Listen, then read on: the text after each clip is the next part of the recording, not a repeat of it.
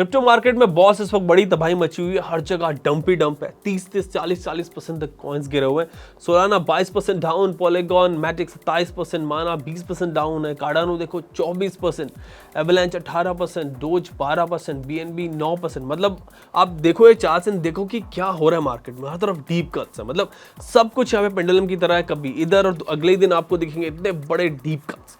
सो आज आपसे इसी पर बात करनी है कि क्रिप्टो मार्केट की ये हालत जो हो रही है क्यों हो रही है, क्यों इतने पॉपुलर टोकन्स 30% तक गिरे हुए हैं, ऐसी क्या आफत आ गई मार्केट में जिसका असर हर टोकन पर पड़ रहा है, ये जानेंगे। इसके अलावा एक और बुरी खबर आ रही है यूएस से कि यूएस के कुछ एक्सचेंज बड़े पॉपुलर कॉइन्स जैसे कि कार्डानो, सोलाना, पॉलीगॉन इनको डीलिस्ट कर रहे हैं। वहां पे एसईसी ने कट डाउन कर दिया एक्सचेंजेस पे, मतलब आगे भी बड़े बुरे दिन देखने को मिल सकते हैं और दूसरे टोकन्स के साथ भी यही हो सकता है। इस सब के पीछे क्या कहानी है इसे समझेंगे एंड इस सिचुएशन में आपको क्या करना चाहिए। वैसे सर पकड़ने के अलावा कोई ऑप्शन है ही नहीं, एंड अगर कोई है तो वो ऑप्शन भी जान लेंगे आज। एंड इस पर आज मेरे साथ फिर से बात करेंगे crypto educator Neil Kukreti. Hi Neil, welcome to Uncut, hope you doing great. वैसे हालत तो मार्केट की बड़ी खराब है। Hey Ayaz, thank you for inviting me again. Yeah, I'm doing great. Neil, crypto world को बड़ा सेटबैक लगा है। इस वक्त मार्केट बहुत बुरी तरीके से गिरी हुई है एंड यूएस में कुछ बड़े अपडेट्स आ रहे हैं यूएस से।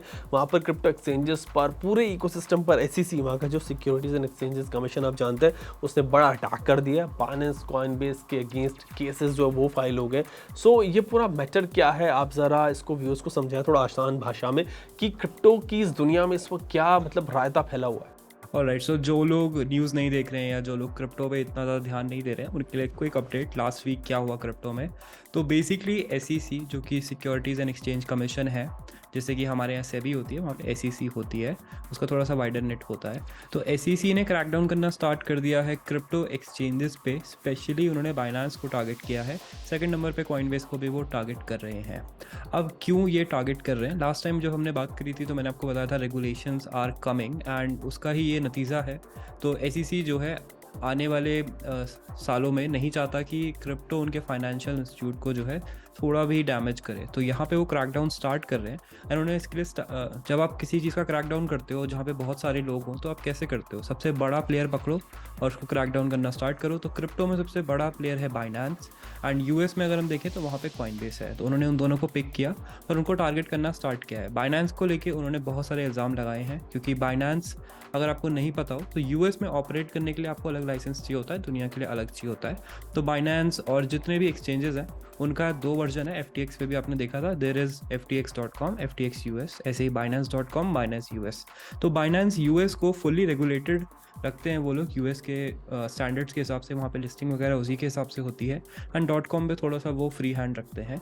तो यहाँ पे एलिज किया गया कि बाइनेंस यूएस के कस्टमर्स को भी binance.com पे ट्रेड कराया जा रहा है जो लोग हाई नेटवर्थ वाले हैं। तो ये उनका एलिगेशन है। इसके अलावा बहुत सारे एलिगेशन हैं, जैसे अनरजिस्टर्ड सिक्योरिटीज़ हैं, उनको यहाँ पे ट्रेड कराया जा रहा है। तो सिक्योरिटीज़ सबसे इंपॉर्टेंट टॉपिक है यही, इसी के कारण आज का डंप भी आया हुआ है। तो उसको हम थोड़ा सा लेटर डिस्कस करेंगे, सिक्योरिटी, कमोडिटी और क्रिप्टो किस तरीके से रिलेटेड है। तो एक इल्ज़ाम उन्होंने ये लगाया है। इसके अलावा मनी लॉन्ड्रिंग के सेक्टर जैसे बहुत सारे इल्ज़ाम जो हैं बाइनेंस एंड सीसी, जो कि बाइनेंस के CEO हैं, उन पे लगाया है। सिमिलर केस हुआ है कॉइनबेस के साथ ही। तो इन दोनों को उन्होंने कंबाइनली ही टारगेट करा है, एक के बाद एक। हमने जब देखा था कि बाइनेंस का जो न्यूज़ आया था कि बाइनेंस पे क्रैकडाउन होने वाला है, तो उससे पहले हमने मैसिव सेलिंग देखी थी BNB में, एंड जैसे ही ये न्यूज़ आया उसके बाद कंटिन्यूड रही सेलिंग। फिर नेक्स्ट डे हमने देखा मार्केट हल्का हल्का ऊपर गया एंड देन मार्केट फिर से नीचे आ गया। एंड आज तो बहुत ही ज़्यादा ब्लड बात है मार्केट में, अराउंड 20 से 40% डाउन है अराउंड 3-4 घंटे में लास्ट बहुत सारे आउट पॉइंट्स। तो ओवरऑल ये चीज़ चल रही है दैट एसईसी के क्रैकडाउन से स्टार्ट हुआ एंड अभी मार्केट डंप पे आ गया है। फाइनली ये बड़ा शॉकिंग मूव है एसईसी की तरफ से एंड क्रिप्टो मार्केट में इसका इम्पैक्ट हम देख ही रहे। यहाँ पर ये भी हमें बताएं कि इंडिया में इंडियन इन्वेस्टर्स, इंडियन एक्सचेंजेस पर एसईसी के क्रैकडाउन जो यूएस में हो रहा है उसका क्या असर पड़ेगा, इंडिया में क्रिप्टो इन्वेस्टर्स को इसे कैसे अप्रोच करना चाहिए, एंड ये भी कि भाई इतना बड़ा डंप ये जो हम देख रहे हैं आया कैसे। ओके, सो इंडियन यूज़र्स के लिए क्या फ़र्क पड़ेगा, राइट। एसईसी यूएस में है, एसईसी यूएस के लोगों को रेगुलेट करती है, तो इंडियंस को इससे क्या फ़र्क पड़ना चाहिए, या दुनिया में कोई और भी ट्रेड हो यूएस के आउटसाइड तो उसको फ़र्क पड़ना चाहिए या नहीं करना चाहिए। तो डेफिनेटली फ़र्क पड़ेगा। अब मैं आपको बताता हूँ कि आज सुबह बेसिकली क्या हुआ है। तो फ्राइडे नाइट थी आज सुबह यूएस में, टाइम डिफरेंस के हिसाब से। एंड फ्राइडे के बाद क्या होता है कि सैटरडे संडे आता है जब मार्केट्स वहाँ पे बंद रहते हैं, यहाँ पे भी बंद रहते हैं, वहाँ भी बंद रहते हैं, बट क्रिप्टो मार्केट जो है ऑलवेज ऑन रहते हैं, स्टॉक मार्केट्स बंद रहते हैं। करते हैं। तो अब क्या हुआ कि बहुत सारे इंस्टीट्यूशनल इन्वेस्टर्स जो हैं क्रिप्टो में इंटरेस्टेड थे, जैसे आप और मैं इंटरेस्टेड हैं, वैसे वो भी इंटरेस्टेड थे क्योंकि गेन्स आर गुड एंड अगर तुम अच्छे प्रोजेक्ट्स पे अर्ली इन्वेस्ट कर लो तो you can make easy 50-60x, तो that is a very good thing for them. तो उन्होंने काफ़ी बैलेंस शीट पे बहुत सारे प्रोजेक्ट्स रखे थे जो कि फेमस भी थे, जो वर्कआउट भी करे, जो फेल भी हुए, सब उनके बैलेंस शीट में था।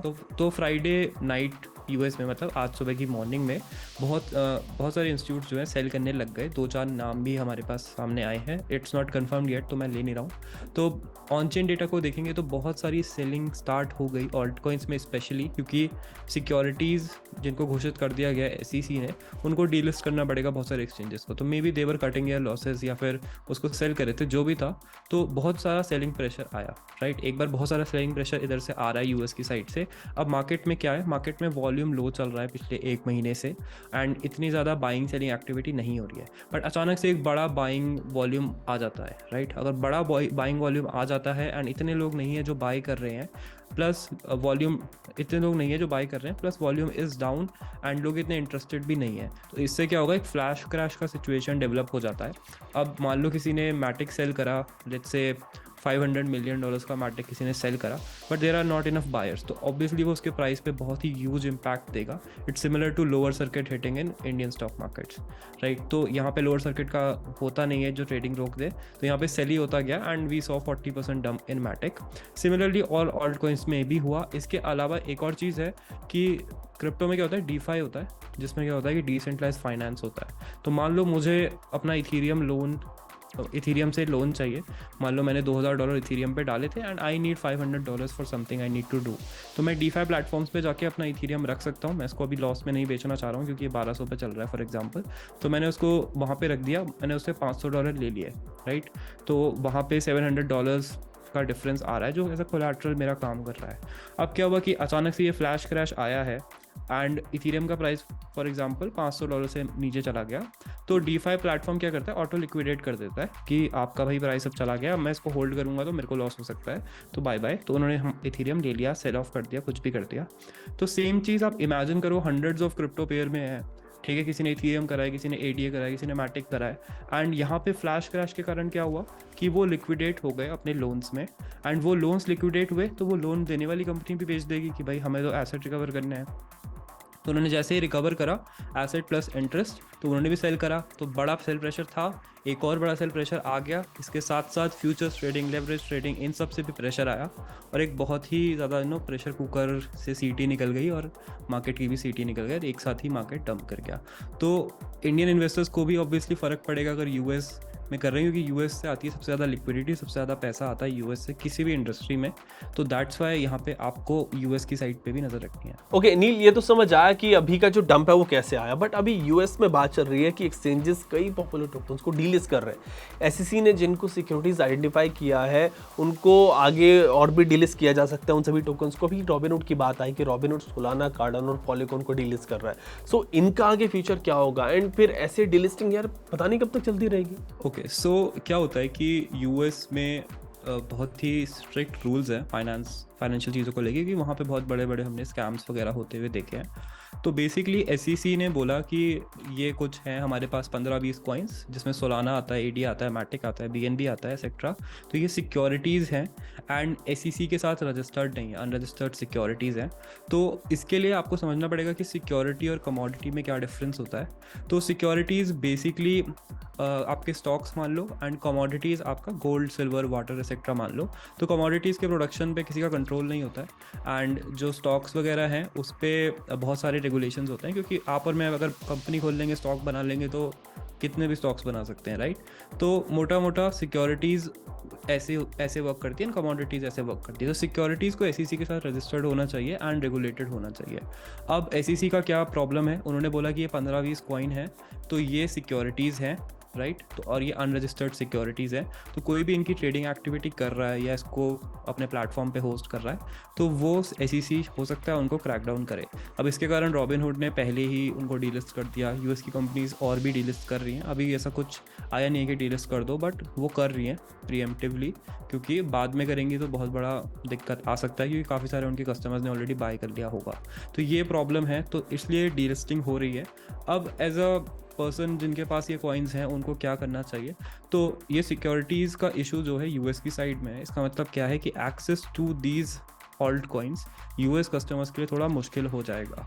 अब आपको देखना है कि क्या आप इस प्रोजेक्ट पे इतना बिलीव करते हो कि यूएस की साइड से अनलेस कोई सर्कमवेंट करके पैसे डालता है, यहाँ पे पैसा नहीं आना है, तो क्या कैन दिस एक्चुअली सर्वाइव मोर और नॉट, राइट। प्लस बहुत ही ज़्यादा इंटरेस्टिंग प्रोजेक्ट्स हैं जिनको पिक किया है।